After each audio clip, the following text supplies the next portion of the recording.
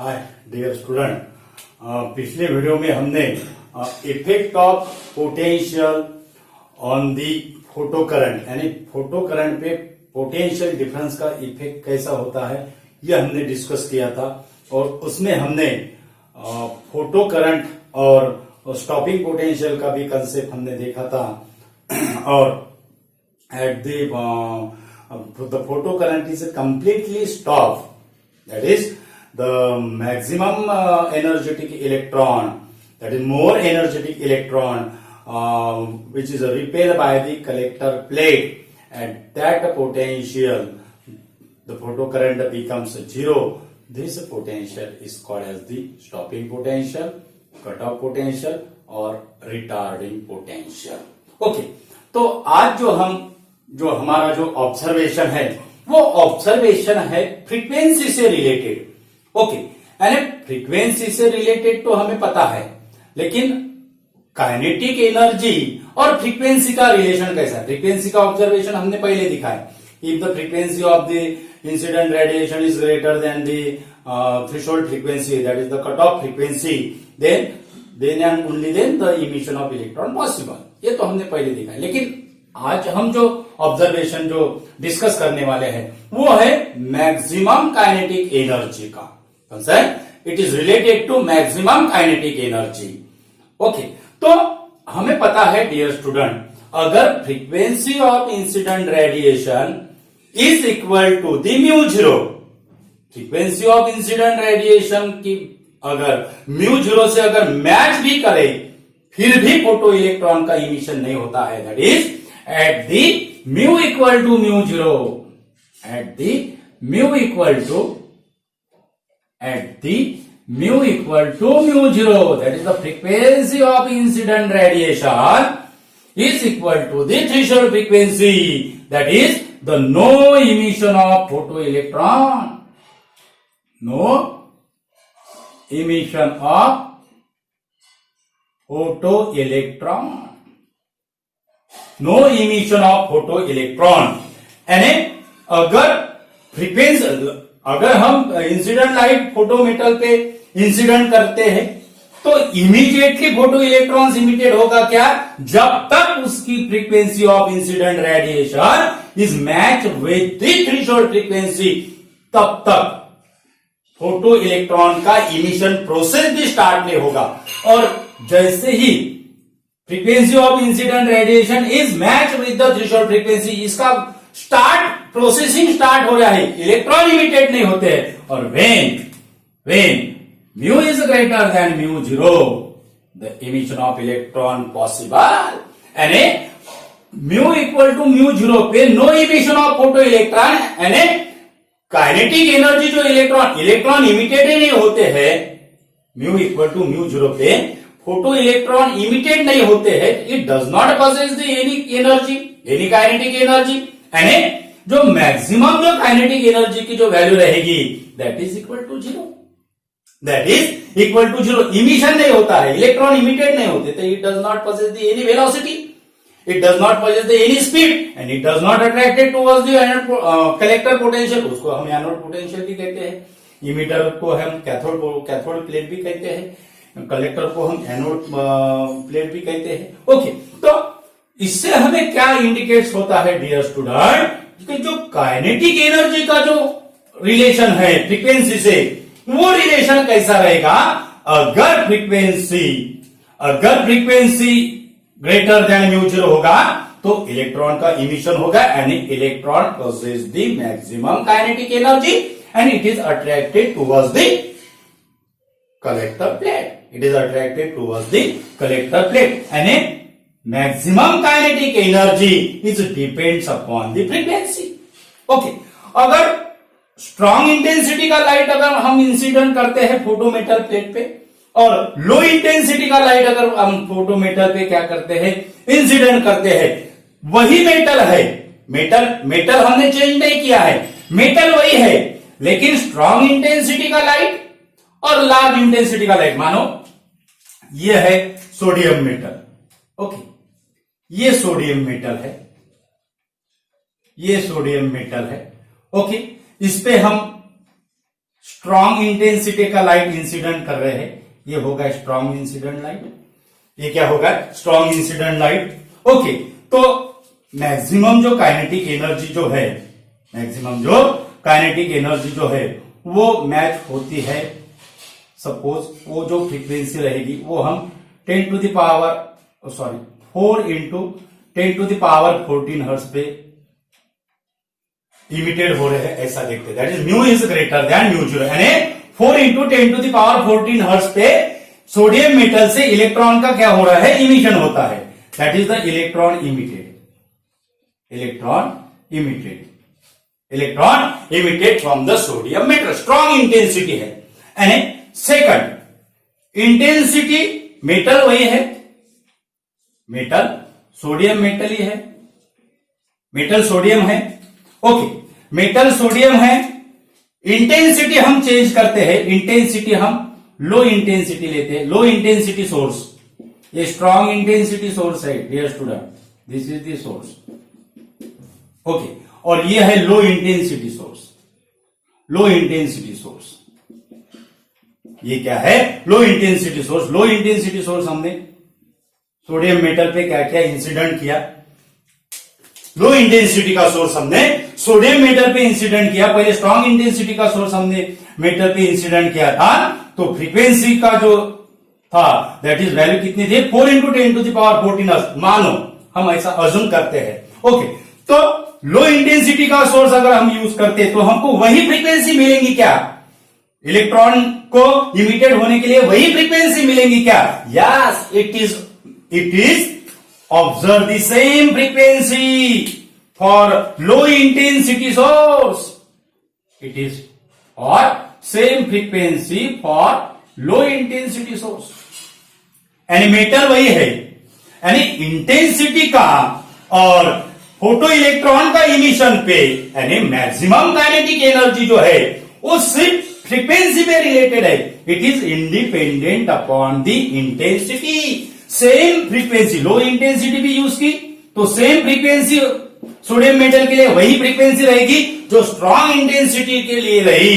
यानी maximum kinetic energy जो है इलेक्ट्रॉन की, it is independent upon the intensity of radiation but depends upon the frequency of incident radiation. Okay, और तीसरा जो फैक्टर है, मेटल तो मेटल है, अगर हम सोडियम मेटल अगर चेंज अगर करते हैं, पहला फैक्टर मैक्सिमम काइनेटिक एनर्जी का first factor dependent, first factor कौन सा होगा? First factor dependent, first factor dependent maximum kinetic energy का है that is the frequency of radiation, बोलते हैं हम उसको, frequency of radiation. Second factor है जो एनोड पोटेंशियल हम अप्लाई करते हैं, एनोड पोटेंशियल, एनोड पोटेंशियल नहीं, that is potential applied for emitter plate, potential applied for emitter plate, यानी इसको हम V से डिनोट करते हैं, potential applied for emitter plate. ये होगा सेकंड फैक्टर। और थर्ड जो फैक्टर है वो थर्ड फैक्टर है फोटोमेटल। थर्ड फैक्टर क्या है डियर स्टूडेंट? फोटोमेटल। फोटोमेटल पे ही मैक्सिमम काइनेटिक, फोटोमेटल पे भी मैक्सिमम काइनेटिक एनर्जी क्या है? डिपेंड्स है। ओके, ये सोडियम मेटल है। अगर यहां अगर हम पोटेशियम अगर लेते हैं, पोटेशियम अगर लेते हैं तो वही हमको स्ट्रॉन्ग इंटेंसिटी लो इंटेंसिटी अगर हम यूज अगर करते हैं तो वही हमको 4 into 10 to the power 14 hertz वही फ्रीक्वेंसी हमें पोटेशियम के लिए नहीं मिलेगी। यानी 14 into 10 to the power 14 hertz में जो फोटो इलेक्ट्रॉन इमिटेड होते हैं वो सोडियम के लिए इमिटेड हुए हैं, वही फ्रीक्वेंसी पे पोटेशियम के लिए इमिटेड नहीं होंगे। यानी अगर हम मेटल अगर चेंज अगर करते हैं तो काइनेटिक एनर्जी भी क्या हो रही है? चेंज होती है, फ्रीक्वेंसी चेंज होती है।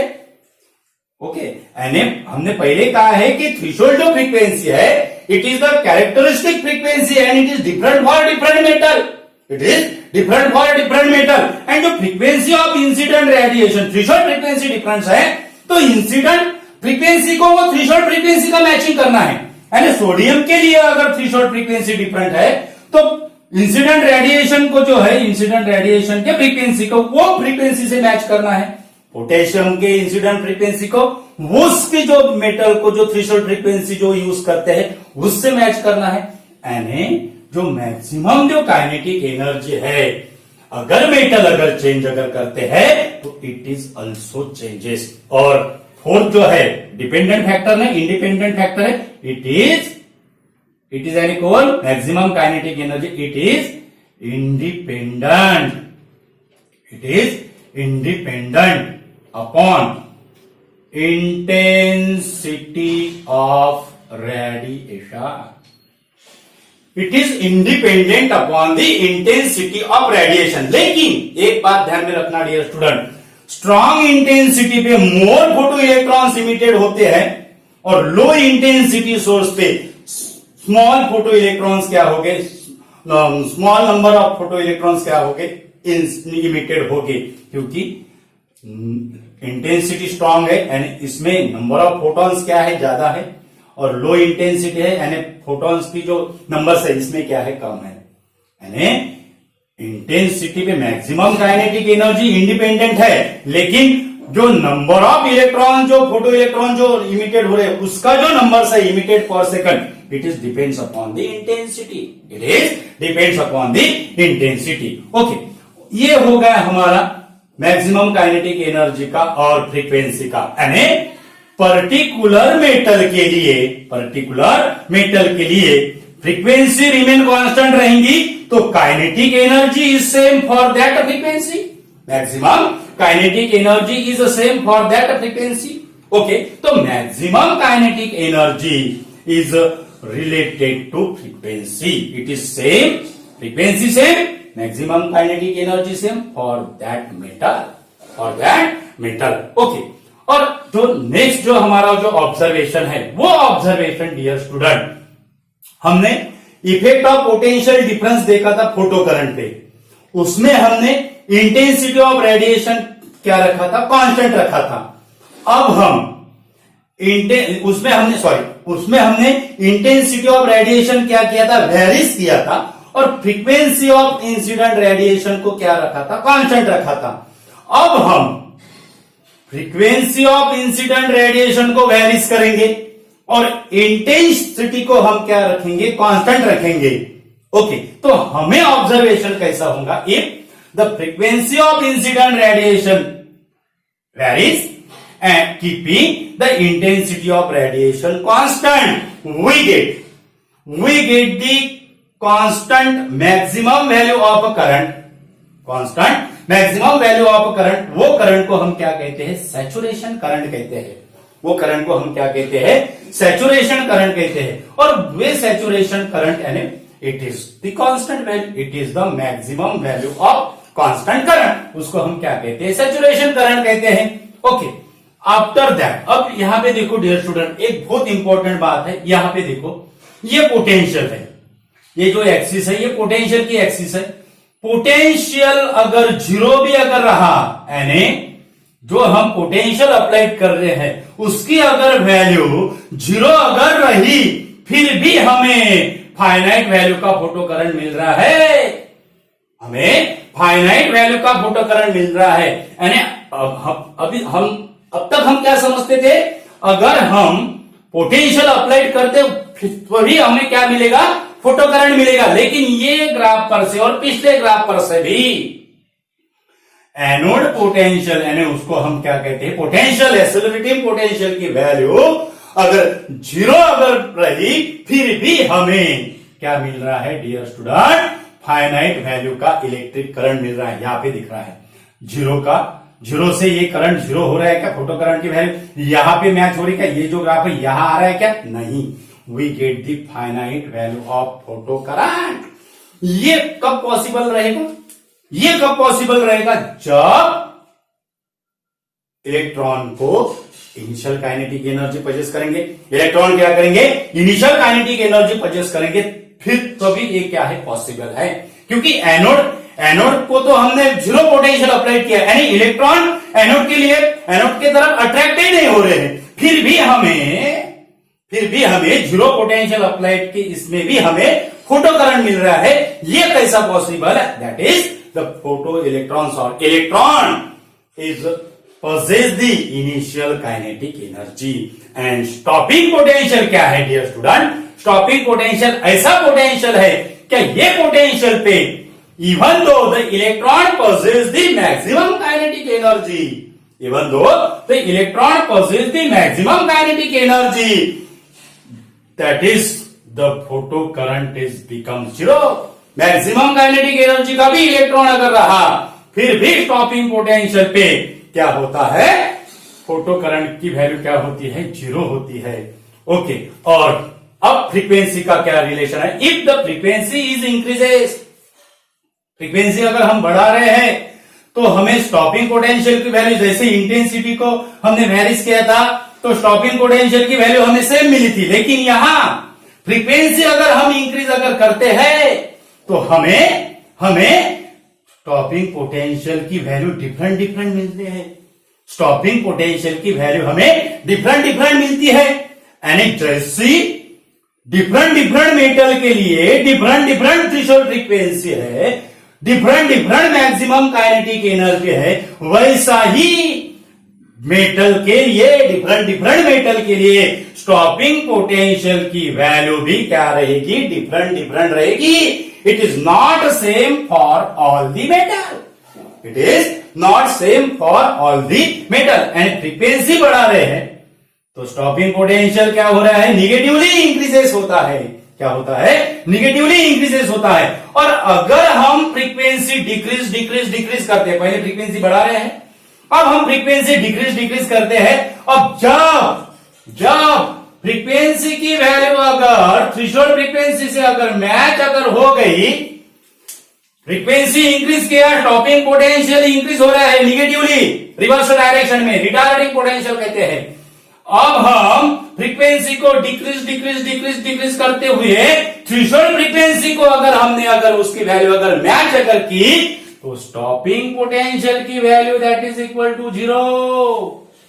स्टॉपिंग पोटेंशियल की value that is equal to zero. यानी थ्रेशोल्ड फ्रीक्वेंसी पे मैक्सिमम काइनेटिक एनर्जी जैसा जीरो होता है वैसा ही स्टॉपिंग पोटेंशियल की वैल्यू भी क्या है? जीरो है। यानी स्टॉपिंग पोटेंशियल पे मैक्सिमम काइनेटिक एनर्जी की वैल्यू क्या रहेगी? That is the zero. That is the zero. कौन सी? थ्रेशोल्ड फ्रीक्वेंसी पे स्टॉपिंग पोटेंशियल जीरो है, थ्रेशोल्ड फ्रीक्वेंसी पे स्टॉपिंग पोटेंशियल की वैल्यू जीरो है, और थ्रेशोल्ड फ्रीक्वेंसी पे मैक्सिमम काइनेटिक एनर्जी की वैल्यू जीरो है, तो स्टॉपिंग पोटेंशियल पे मैक्सिमम काइनेटिक एनर्जी की वैल्यू क्या होगी? जीरो। और क्या रिलेशन रहेगा स्टॉपिंग पोटेंशियल का और फ्रीक्वेंसी मैक्सिमम काइनेटिक एनर्जी का? कोई ना कोई तो रिलेशन रहना चाहिए, और वो रिलेशन क्या है? Maximum kinetic energy that is equal to E into V0। Maximum kinetic energy that is equal to E into V0, that is maximum kinetic energy half m(v)² maximum. और ये जो E है ये है charge of electron. Okay, m is the mass of electrons, photo electron की बात करते हैं, charge of electron, photo electron. और ये जो V0 है, ये V0 यानी स्टॉपिंग पोटेंशियल हो गया है। ये इक्वेशन से हमें क्या इंडिकेट्स होता है? अगर V0 अगर जीरो अगर करते हैं तो मैक्सिमम काइनेटिक एनर्जी क्या है? जीरो होती है। ओके, अगर हम मैक्सिमम काइनेटिक एनर्जी का और फ्रीक्वेंसी का अगर ग्राफ अगर निकाले, what is the relation? How the relation between frequency और मैक्सिमम काइनेटिक एनर्जी का रिलेशन कैसा है? Whether it is inversely proportional और directly proportional. Maximum kinetic energy और ये है फ्रीक्वेंसी। ये क्या है? फ्रीक्वेंसी। क्या रिलेशन है? That is it is the linearly varies. Maximum kinetic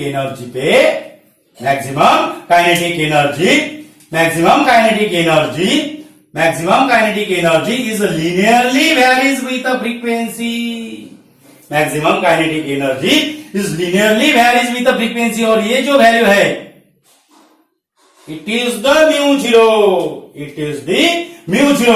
यानी मैक्सिमम काइनेटिक एनर्जी का रिलेशन फ्रीक्वेंसी से लीनियर है, लेकिन ग्राफ भी उसका स्ट्रेट लाइन आ रहा है, लेकिन ग्राफ जो है वो ओरिजिन से पास हो रहा है क्या? नहीं। How it is passes through some distance from the origin. जब तक ये फ्रीक्वेंसी मैच नहीं होती, म्यू जीरो की वैल्यू जब तक मैच नहीं होती, तब तक मैक्सिमम काइनेटिक एनर्जी की वैल्यू क्या रहेगी? जीरो। एंड म्यू जीरो पे भी काइनेटिक एनर्जी की वैल्यू क्या है? जीरो। ये यहां पे दिखता है डियर स्टूडेंट, ये म्यू जीरो पे मैक्सिमम काइनेटिक एनर्जी की वैल्यू क्या है? जीरो है। Mu zero maximum kinetic energy zero, हमने पहले कहा है म्यू जीरो पे मैक्सिमम काइनेटिक एनर्जी की वैल्यू क्या है? जीरो है। और जैसे ही फ्रीक्वेंसी बढ़ती है, म्यू जीरो से ग्रेटर होती है इंसिडेंट फ्रीक्वेंसी, वैसे ही मैक्सिमम काइनेटिक एनर्जी क्या होती है? It is increases with respect to frequency. So graph is a straight line.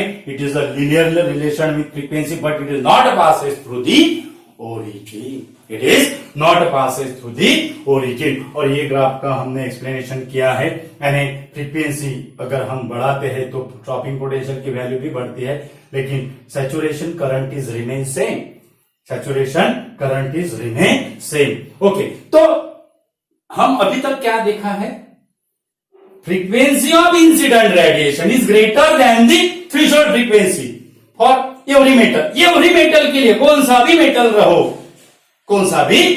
रहो, mu is greater than mu zero होना चाहिए। लेकिन what is the minimum value required for the incident frequency? Incident की कौन सी minimum value चाहिए कि वो electron वो थ्रेशोल्ड फ्रीक्वेंसी से मैच करेंगे? और वो वैल्यू है डियर स्टूडेंट, वो वैल्यू है it is nearly about to 4.4 into 10 to the power 14 hertz. 4.4 into 10 to the power 14 hertz. और ये वैल्यू पे अगर हम वेवलेंथ अगर निकाले 4.4 into 10 to the power 14 hertz, ये value frequency of incident radiation, visible light की बात करते हैं डियर स्टूडेंट, हम विजिबल लाइट की फ्रीक्वेंसी है ये। Okay, 4.4 into 10 to the power 14 hertz. और इस पे अगर हमने वेवलेंथ अगर निकाली, wavelength that is C by N यानी ये फ्रीक्वेंसी हो गई, तो वेवलेंथ की वैल्यू नियरली अबाउट आएंगी। C की वैल्यू रहेगी 3 इंटू 10 to the power 8, और ये वैल्यू अगर हमने 4.4 इंटू 10 to the power 14 डाला तो वो वैल्यू हमें मिलेंगी nearly about to 683 nanometre. Okay, यानी कम से कम कितना फ्रीक्वेंसी चाहिए? इलेक्ट्रॉन का इमिशन अगर करना है तो कम से कम इंसिडेंट फ्रीक्वेंसी की जो वैल्यू है वो कितनी चाहिए? 4.4 into 10 to the power 14 hertz. यानी जो इंसिडेंट लाइट ये फ्रीक्वेंसी मैच करता है, ये फ्रीक्वेंसी पजेस करता है, वही इलेक्ट्रॉन का इमिशन करता है, और इसी रीजन के कारण radio waves, short radio waves, long radio waves, microwaves, infrared radiation, ये जो लाइट रेडिएशन है it is not imitate the photo electron. Why the microwaves, infrared radiation, short radio waves does not imitate the photo electron? उसका ये reason है, कम से कम कितनी frequency चाहिए? 4.4 into 10 to the power 14 hertz. और वो जो फ्रीक्वेंसी रहती है उनकी it is less than the 4.4 into 10 to the power 14 hertz. Visible light भी है, विजिबल लाइट में 7 कलर है। ओके, तो 7 कलर के सभी फोटो इलेक्ट्रिक इफेक्ट देते हैं क्या? जिसकी वेवलेंथ 683 नैनोमीटर के क्या है? अबाउ है, यानी वो हमें फोटो इलेक्ट्रिक इफेक्ट नहीं देगा। 683 नैनोमीटर यानी 6830 एंगस्ट्रॉम। नैनोमीटर का आगे एंगस्ट्रॉम में अगर करना है तो ये कितना होगा? 6830 एंगस्ट्रॉम। इससे हमें क्या इंडिकेट्स होता है? अगर वेवलेंथ विजिबल लाइट की कलर की वेवलेंथ अगर 6830 एंगस्ट्रॉम से अगर कम है, वही क्या करेंगे, फोटो इलेक्ट्रिक इफेक्ट क्या करेंगे, पॉसिबल करेंगे, यानी इलेक्ट्रॉन का क्या होगा, इमिशन होगा। अगर 6830 से अगर वेवलेंथ अगर ज्यादा है, it does not imitate the photo electron, it does not imitate the photo electron, यानी विजिबल सभी कलर, विजिबल लाइट के कलर के लिए फोटो इलेक्ट्रिक इफेक्ट पॉसिबल है क्या? नहीं, it is not possible to all colour. For red colour no photo electric effect observe, no photo electric effect observe, क्योंकि उसकी जो वेवलेंथ है ये रेंज से क्या होगी डियर स्टूडेंट, ज्यादा होगी। क्या होगी? ये वेवलेंथ से क्या होगी, ज्यादा होगी। ओके, तो रेड लाइट के colour it is not possible always to observe the photoelectric effect for red color. Is it possible? No, it is not possible always for red color to observe the photoelectric effect. But जो present जो technology है, वो present technology से हम उसको जो impossible जो है वो हम क्या कर सकते हैं, पॉसिबल कर सकते हैं। यानी प्रेजेंट टेक्नोलॉजी से रेड लाइट के लिए भी क्या होता है dear student, photo electric effect possible है। ओके, तो ये था डियर स्टूडेंट हमारा ऑब्जर्वेशन, जो हमारे जो नेक्स्ट ऑब्जर्वेशन थे related with the frequency, that is related with the stopping potential and frequency, maximum kinetic energy and frequency का। Okay, thank you so much dear student, आप हमें बहुत बढ़िया रिस्पांस दे रहे हो और आपका जो रिस्पांस है वो हमें बहुत बढ़िया मिल रहा है, और वैसा ही रिस्पांस आप देते रहिएगा डियर स्टूडेंट, और इससे भी बेहतर हम कोशिश करेंगे, इससे भी बेहतर करने की कोशिश करेंगे। आगे भी हम ये जो है इससे भी बेहतर करने की कोशिश करेंगे। और जो हमारे चैनल पे अगर नए यूजर अगर आए तो वो हमारा चैनल सब्सक्राइब कीजिए, आपकी फ्रेंड्स को शेयर कीजिए। Thank you so much dear student, thank you so much.